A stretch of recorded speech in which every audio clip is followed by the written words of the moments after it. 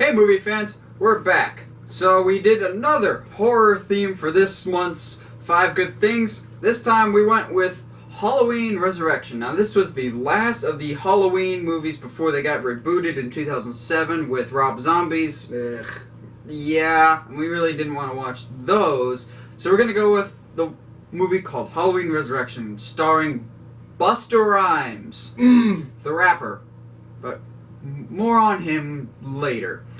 So, at number 5, believe it or not, one of the better things about this movie was seeing 90s nostalgia come on the big screen. So, Disney Channel fans will remember the name Ryan Merriman. He was in movies like Smart House and Luck of the Irish. Well, turns out he didn't fall off the face of the earth like every other Disney star, and he is actually in this movie, and he lives to see the end of the movie. And there's also the kid from Rookie of the Year. What's so weird though is, see, like, you're like jumping out of your seat with about Ryan, and I'm like, I don't know who this guy is. I didn't have cable growing up, so like I'm completely in the dark about this movie. Well, it's actually more funny because in a video I did a couple of months ago, one of the Disney Channel original movie countdowns that I did, I actually posed the question of what happened to Ryan Merriman? Oh, okay. So I'm getting closure. This is what happens when I make videos long enough. I get answers to my own questions. Yay! Because I'm crazy. Moving on, number 4, we have references to the original. Now, Josh, what references did you catch from the original or from previous Halloweens did you notice in Halloween Resurrection? The first one that I remember seeing was when what's her face, the main chick, gets like locked. Yeah, she falls in this closet. In the closet, and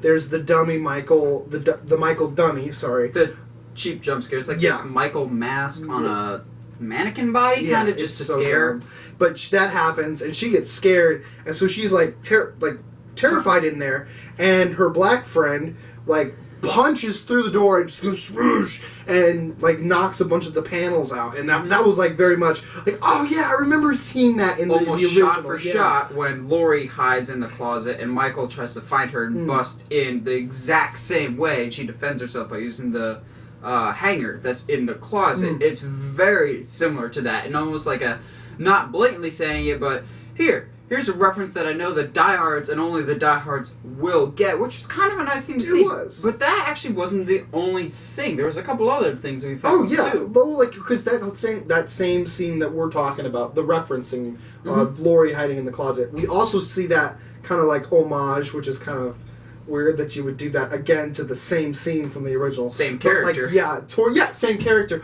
towards the end of the movie where she's like hiding behind the panels and then comes out with the chainsaw, which is a fantastic moment. Which I felt like that was actually more of a reference to Texas Chainsaw.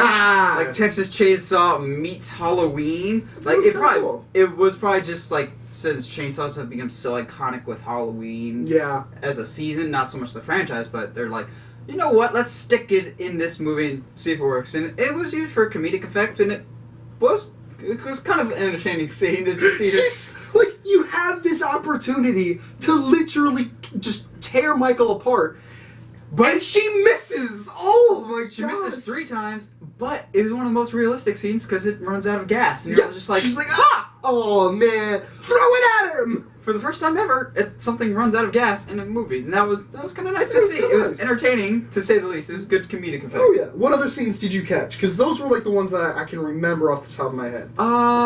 So in the original, one of the kills that Michael does is he stabs a guy with a big, kitchen knife, whatever thing, and basically pins him on the wall like a fathead. And he just kind of hangs there, and Michael just tilts his head and moves on to the next victim. The same thing happens here, except with 3 blades, because this movie's 3 times the scares. And he does the head tilt, which was just kind of a nice little reference of, yes, we're going to do another one of these. Yeah. It didn't add or take away from the film. It was just a nice little clever nod to the audience Yeah. for the people that have watched the Halloween movies on several occasions. And there's other references in this that bleed into point number 3, which is the overall sound design. Yes. Now, this is 2 distinct points, but we wanted to lump them together Yeah. with the music, the original John Carpenter do-do-do-do-do-do-do-do-do. That came back with a vengeance in this, which some movies in the Halloween franchise I've noticed they use it a lot, and other ones don't have it at all. But this one used it, and used it rather effectively. And the other aspect of sound design that we found was a staple in the earlier Halloween movies, and not so much in the later ones, but is Michael Myers himself breathing. Like, you can The hear heavy him breathing, yeah. under a mask, just... It's like Darth Vader, except creepier. Like, Darth Vader's is menacing, Michael Myers is creepy and unsettling. Now, it was kind of nice to hear that. I would agree. And I think it's those 2 things in particular you kind of forget about because they're very unique to the Halloween movies. Mm-hmm. And because for a while we forget for a while we're watching a Halloween movie, and then that You just sit up. comes in and you're like, whoa, hold on, bad stuff is about to happen. Bad stuff just happened. Yep. All right. But you do forget that you're watching a Halloween exactly. movie, and then that music kicks in, and you're like, this is a Halloween movie. Yeah. And it's got that kind of like what they kind of did with Texas Chainsaw, and the camera angles confused us on where we were. Yeah. It does this, but the only way that you know you're in Michael's viewpoint is you hear his breathing, and that makes those scenes so terrifying. It does a very good job. The breathing is a really key aspect that I wish more of the Halloween movies utilized, because it gives you a better point of view perspective from Michael's perspective. I like what you said of, yes, we had all these different camera angles, which was disorienting, but as soon as we heard the breathing, we're like, yep, that's Michael. Yep. Something's going down. It's probably your heart rate. Because the knife is entering your body at some point. It's going in the down near soon. future.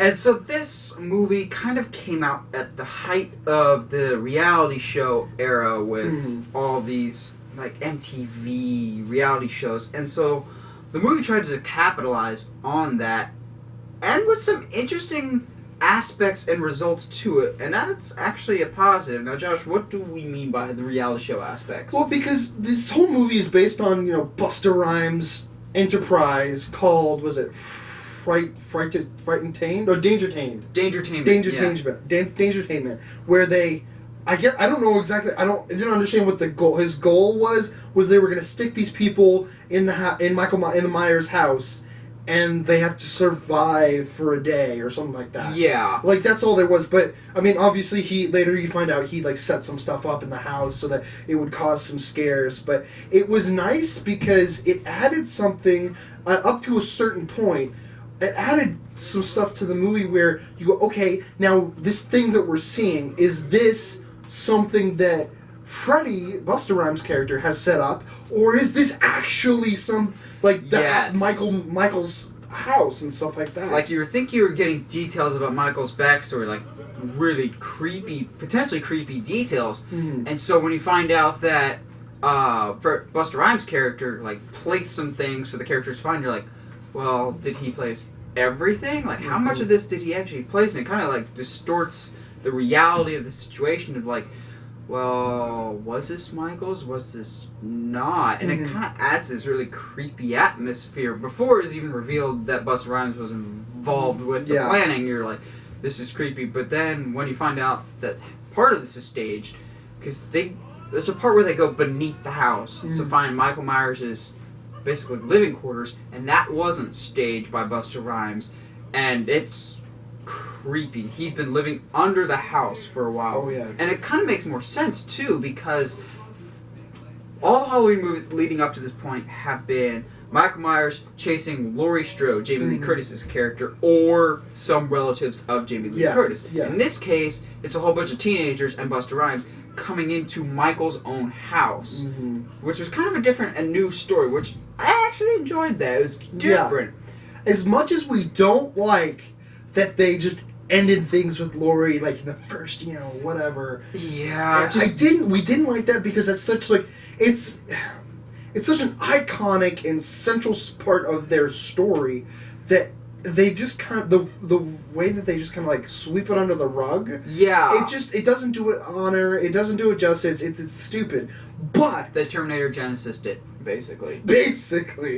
Gosh. Except instead of fast forwarding 2.5 hours, you only have to fast forward 15 minutes. Like, if you actually want to watch this movie after you're done watching our review of it, do yourself a favor, just fast forward the first 1 or 2 scenes, because they literally have zero impact on the rest of the film. Like, the first time I saw this movie, I was like, did I miss a Halloween in here somewhere? You did. They did. They just never made it. Yeah. You jump from Halloween H2O, which is one of the better ones, actually, which is supposed to be the end of the Jamie Lee Curtis story arc. Yeah. And then they tack on Jamie Lee Curtis's character for literally the first 7 minutes of this, and then she's gone. Yeah, because it's one of those... Because they gotta have a reason to make a money. You needed to find a way to put Jamie Lee Curtis on the poster so more people would come and sit in the theater. Exactly. Which begs the question then, if Busta Rhymes had not done what they did to the house, would Michael Myers just have hung out down there and just eventually died of old age? Probably. Yeah. Speaking of Busta Rhymes, he's our number one without a doubt. Gosh, this guy. And that's incredibly weird to say, because when you're describing Halloween Resurrection to people, you're like, it's the one with Busta Rhymes, and you're like, first of all, you go, who? Yeah. Because that's a name I've not heard in a long time. You don't hear much about Busta Rhymes anymore. When I first saw this, I was like, who's Busta Rhymes? It sounds like a rapper. You must be white.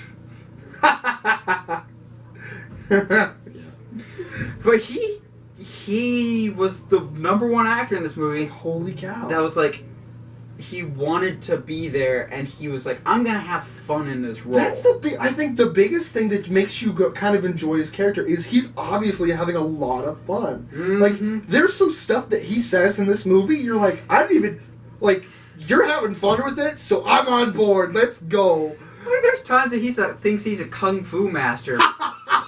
Which is a part that you can't halfway do. If you're gonna be that quirky and off the wall, you gotta fully embrace that, or else it's gonna come off hokey. And at times this came off hokey, that he's just like, I'm gonna go watch this just action movie, yeah, because I'm awesome. But then he fully embraces that and actually fights Michael with that kung fu later in the movie, which sounds ridiculous. But it's so great! It is a little ridiculous.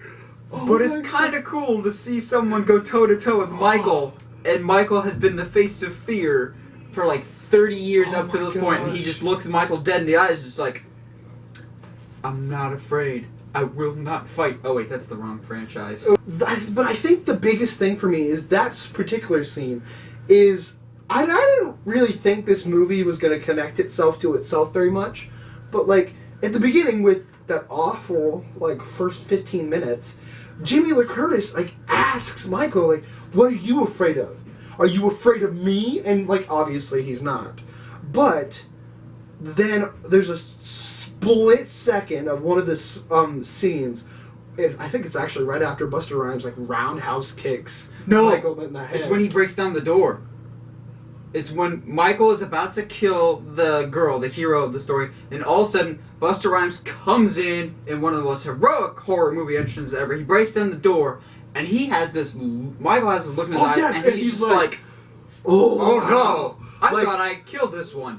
It's that look of, like, shock. He's like, it's the first time that we actually see any, like, legitimate emotion. Like, it's actually, like, it's needed, because for someone like Michael to just always be never afraid of anything, always dead-eyed, and then all of a sudden this dude comes out of nowhere and he's like, oh crap, this Michael is just not looks okay. like he just drank a big old Mountain Dew for the first time in his life, and he looks like the squirrel from Hoodwinked when he had the caffeine, and his, like, eyes just got really big, and they just stand toe-to-toe.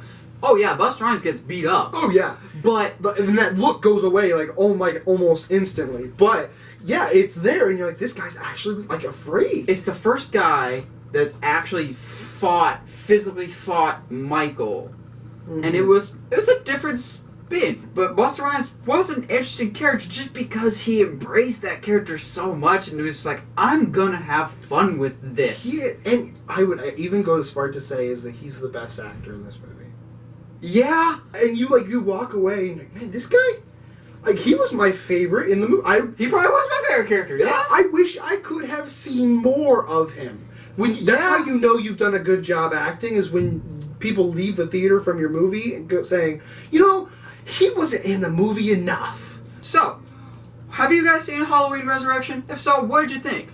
Are there 5 good things in your mind about this movie? Let us know in the comments below. And as always, if you like what you see and you want to see more, subscribe to the channel, or find me on Facebook, Twitter, or Instagram at 17 Movie Reviews. Stay sharp, movie guys and gals.